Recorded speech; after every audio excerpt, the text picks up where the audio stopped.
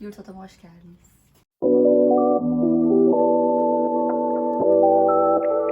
Evet, size 3 kişilik yurt turu çekmek istedim. Çünkü 2 kişilik ve 4 kişiliklerden birazcık daha farklı bir yurt.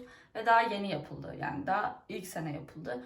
Bu yüzden çekmek istedim. Belki sizin için bir fikir oluşturur. 3 kişiyle kalmak isterseniz. Öncelikle toplandım ben bu arada. Burası benim yattığım kısımdı.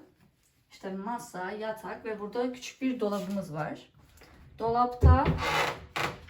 Dolapların içleri aslında bayağı bir gidiyor yani şöyle. Ama hani bir işe yarıyor mu? Hayır, yaramıyor. Ben buraya kutu falan koyuyordum. Burada kıyafetlerim oluyordu. Askılık da mesela 2 kat, 2 tane askılık var. Ama hani sadece en öndekini falan kullanıyordum. En sonda çekmecemiz var. Bu şekilde. Normalde hani 2 kişilik ve 4 kişilik yurtlarda burası full masa oluyor. Dolapta full yerden en tepeye kadar oluyor. Çok fazla yurda çıkmak isteyen oluyor. Bu yüzden sayı yeterli olmadığı için de 2 kişilikleri 3 kişiye çevirerek bir 200-300 kişilik kapasite de arttırdılar. Burada askılığımız var. Normalde ben geçen sene kaldığımda 2 kişilikte kalmıştım ve bizim yerden tepeye kadar böyle olan askılıklar olur ya, onlardan vardı. O yüzden daha iyi oluyordu aslında. Ama ben şöyle bir şey de yapmıştım. Şurada bir boşluk var. Bir tane böyle askılık tarzı bir şey asmıştım.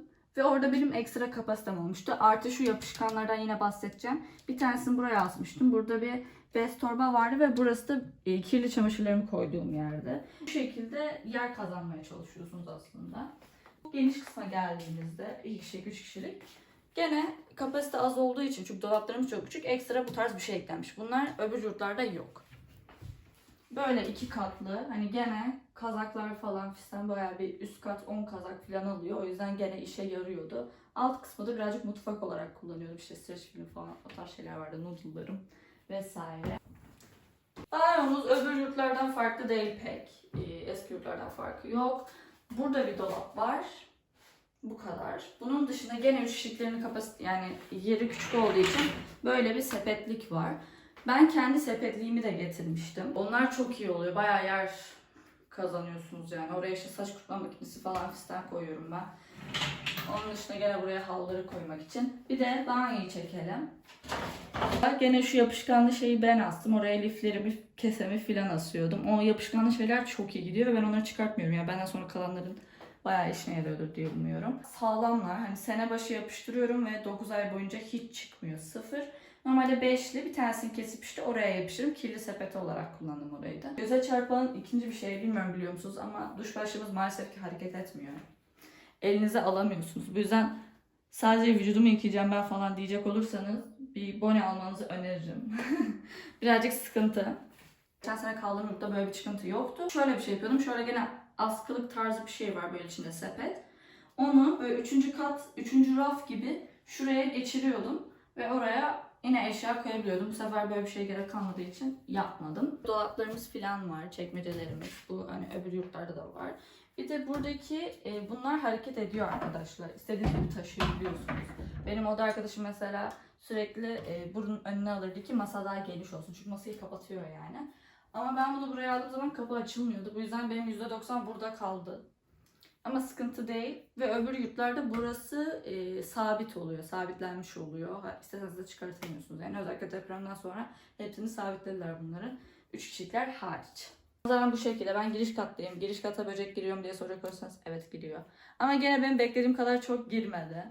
Ama hani geçen sene 3 kişilikte kaldım. Oraya da örümcek giriyordu yani. Bir şekilde yolunu buluyor. Bu biraz garip açılıyor. Yani bilmiyorum. Bir tık garip bir mekanizma. Tepeye çekince açılıyor. Bu çok rahat bir şekilde çıkıyor bu şey. Falan.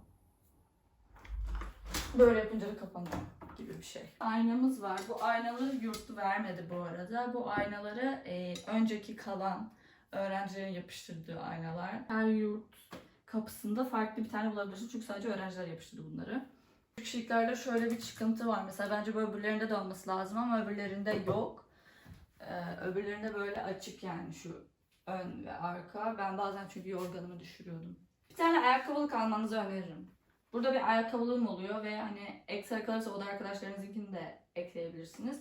Burada montlar falan asılı olduğu için benim ayakkabılığım normalde 5 raf yerine sadece 3 rafını koydum. Normalde 5 raf olsa o da arkadaşlarım siz de koyun falan derdim. Çünkü geçen sene öyle yaptım. Böyle gene bir sepet tarzı bir şey yazın. Herkes yapıyor bunu. Ve telefonunuzu oraya koyun. İşte telefon, göz bandı artık ne varsa onları oraya koyun. Bu şekilde sanırım. Dediğiniz için teşekkürler.